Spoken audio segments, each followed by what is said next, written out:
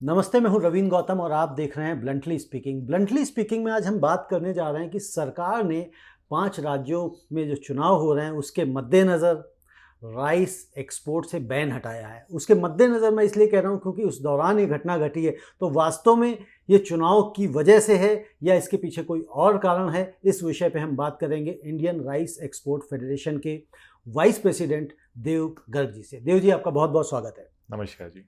देव जी, ये जो सरकार ने बैन हटाया है राइस एक्सपोर्ट से, तो ये क्या चुनावों के मद्देनज़र है या आप लोग परस्यू जिस तरह से कर रहे थे उसका परिणाम है? देखिए, राइस एक्सपोर्ट खुलने के पीछे कई बहुत ही महत्वपूर्ण कारण हैं। इसमें दो सबसे बड़े कारण ये है कि भारत सरकार को अपने राज्य सरकारों से और फूड कॉरपोरेशन ऑफ इंडिया से एक बहुत ही अलार्मिंग डाटा आ रहा था।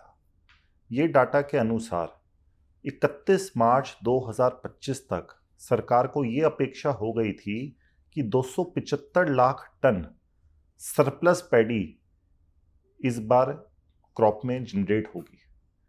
और फूड कॉरपोरेशन ऑफ इंडिया और राज्य सरकारों ने सरकार को ये इंडिकेट कर दिया था कि जो ये प्रोजेक्शन है इसके अनुसार हमारे पास धान को रखने के लिए स्टोरेज स्पेस नहीं है, और अगर इस धान को डिस्पोजल के लिए कोई और रास्ता नहीं निकाला गया तो एक बहुत ही बड़ा क्राइसिस पैदा हो जाएगा, जहाँ पे मंडियों से ये धान नहीं उठेगा और फार्मर्स को शायद पैडी के अपने दाम ना मिल पाए।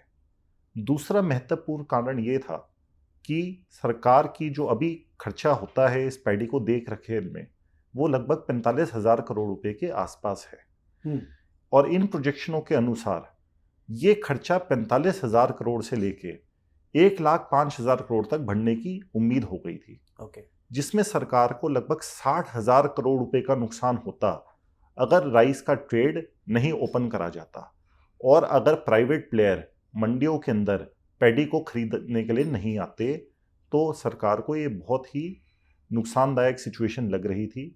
इसको मद्देनज़र रखते हुए हमारी फेडरेशन ने भी जो हमारे को डाटा इंटरनेशनल मार्केट से मिला, जिससे ये बिल्कुल स्पष्ट हो गया कि जो राइस एक्सपोर्ट बैन करा गया है इसका फ़ायदा ना तो देश को मिला, केवल फ़ायदा विदेशी देशों को मिला है, जैसे पाकिस्तान, थाईलैंड और वियतनाम, जिन्होंने अपने चावल के दाम बढ़ा दिए और महंगे रेट पे जो मार्केट इंडियन व्यापारियों ने पिछले 20 सालों में बनाई थी उस मार्केट को वो धीरे धीरे कैप्चर कर रहे थे। तो बैन क्यों किया गया था? इसके पीछे क्या कारण था? देखिए, बैन करने के पीछे सबसे पहला कारण ये था कि सरकार को ये डर लग रहा था कि चावल का एक्सपोर्ट जो एकदम से बढ़ा पिछले 2-4 साल के अंदर, जिसमें हमारा एक्सपोर्ट 15-16 मिलियन टन से सीधा 24 मिलियन टन के ऊपर चला गया, तो एक ये सिचुएशन क्रिएट हो गई कि डोमेस्टिक मार्केट के अंदर चावल के दाम कहीं बढ़ ना जाए और चावल के दाम बढ़ने की वजह से गरीब आदमी पे इसका असर ना हो।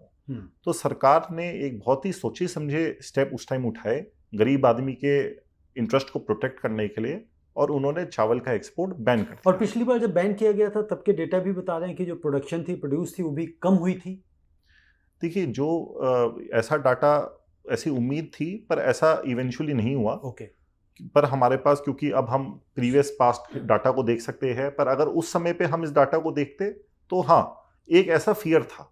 तो चाहे वो फियर सही रहा या नहीं रहा, पर उस टाइम के, उस समय के हिसाब से वो सही डिसीजन लिया गया। सिचुएशनल डिसीजन वो था उसे जी। तो अभी जैसे इस बार जो आपने कहा कि भाई क्रॉप भी ज़्यादा हो रही है, वो क्या मानसून जिस तरह से इस बार बेहतर आया है तो उसको देखते हुए क्रॉप ज़्यादा हो रही है, और जिस वजह से आपने कहा कि अगर सरकार ये बैन नहीं हटाती तो मार्केट में सरप्लस हो जाता, तो उसकी वजह से किसानों को भी पैसा नहीं मिलता, लेकिन मार्केट में जो कंज्यूमर के लिए क्या चावल बहुत सस्ता हो सकता था? देखिए, इसके कई कारण है कि चावल की इस बार बम्पर क्रॉप क्यों एंटिसिपेटेड है। सबसे पहला कारण तो ये है कि कई सालों से फार्मर को अपनी पैडी के दाम हर साल एमएसपी के द्वारा बढ़ते हुए नजर आ रहे थे।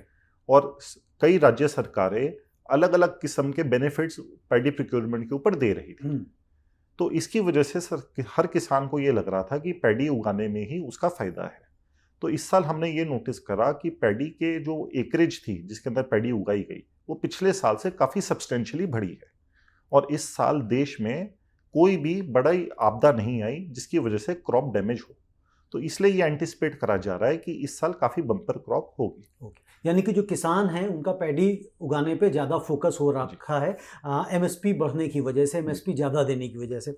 इसमें एक चीज़ और मैं समझना चाहता हूँ कि जैसे सरकार ने एक्सपोर्ट ड्यूटी घटाई है, जैसे नॉन बासमती राइस पे जो पहले 20% था वो शायद 0 कर दिया है, और वो दूसरे वाले में 20 से Parboiled 10%, पारबॉइल में 20 से 10% घटा दिया। तो उससे क्या किसानों को फ़ायदा होगा ये ड्यूटी घटाने से, या सिर्फ और सिर्फ एक्सपोर्टर को फ़ायदा होने वाला है? देखिए, इसको किसान को इस डिसीजन का ज़रूर फ़ायदा होगा, क्योंकि अभी तक देश के अंदर जो माहौल था कि जो हमारी एमएसपी पे प्रोक्योरमेंट होती थी सरकार के द्वारा, लगभग 95% पैडी सरकार को ही बिकती थी। ओके, क्योंकि कोई भी प्राइवेट प्लेयर उससे ज़्यादा भाव नहीं ऑफर कर पाता था।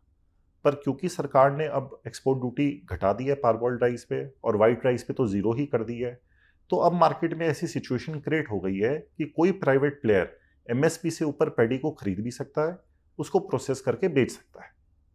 तो किसान को हम अपेक्षा ये करते हैं कि आने वाले वक्त में कई मंडियों के अंदर एमएसपी से ऊपर पैडी बिक पाएगी और प्राइवेट प्लेयर उसको खरीदेंगे, जिससे सरकार का भी बर्डन कम होगा, किसान को भी फायदा मिलेगा और प्राइवेट ट्रेडर्स को भी मंडियों में प्रोक्योरमेंट में पार्टिसिपेट करने का मौका मिलेगा। यानी कि जो ड्यूटी घटाने से विन विन सिचुएशन क्रिएट हो गई, जिसमें आपको लगता है किसानों को भी फ़ायदा होगा, सरकार को भी फ़ायदा होगा। जैसे आप कह रहे थे 60,000 करोड़ की उसकी लागत जो लगने वाली थी वो बच जाएगी, और साथ के साथ जो एक्सपोर्टर्स हैं उनको भी फ़ायदा होगा। देखिए, ये सरकार का मास्टर स्ट्रोक है, और ऐसे बहुत रेयरली हमारे को कोई सिचुएशन मिलती है जिसमें सब खुश होते हैं। तो ये एक वैसी ही सिचुएशन है जिसमें किसान का भी फ़ायदा है, सरकार का भी फ़ायदा है, प्राइवेट ट्रेडर का भी फ़ायदा है। तो पूरी इकोनॉमी को इसका बेनिफिट नज़र आएगा। पूरी इकोनॉमी को इसका बेनिफिट नज़र आएगा। लास्ट क्वेश्चन एक मैं और जानना चाहता हूँ, हाइपोथेटिकल क्वेश्चन है कि क्या आने वाले समय में ऐसी फिर कोई संभावना बन सकती है मार्केट के सिनारियो को देखते हुए कि फिर राइस पे बैन लगा दिया जाए? देखिए, खाने पीने की आइटम के ऊपर जो एक एसेंशियल कमोडिटी है, उस पे सरकार हमेशा ही पैनी नज़र रखेगी, और रखनी भी चाहिए, क्योंकि गरीब आदमी को सबसे ज़्यादा इसका असर पड़ता है। तो अगर सरकार को फ्यूचर में ऐसा लगेगा कि राइस की पैदावार कम हो रही है, एक्सपोर्ट काफ़ी ज़्यादा हो रहा है और डोमेस्टिक मार्केट में रेट काफ़ी ज़्यादा बढ़ रहे हैं, तो शायद दोबारा राइस के एक्सपोर्ट की बैन की चर्चा चालू हो जाए। चालू हो सकती है। बहुत बहुत धन्यवाद देव जी। तो ये थे आज हमारे साथ देव गर्ग, और इन्होंने बताया कि भाई ये सरकार का मास्टर स्ट्रोक है, इससे किसानों को भी फ़ायदा है, एक्सपोर्टर्स को भी फ़ायदा है, और साथ के साथ सरकार को भी फ़ायदा है। यानी कि विन विन सिचुएशन क्रिएट हुई है, और सरकार इस पर पैनी नज़र रखेगी। अगर आगे कुछ सिचुएशंस जैसी भी बनती हैं उसके अकॉर्डिंग सरकार दोबारा एक्शन ले सकती है। धन्यवाद, नमस्ते।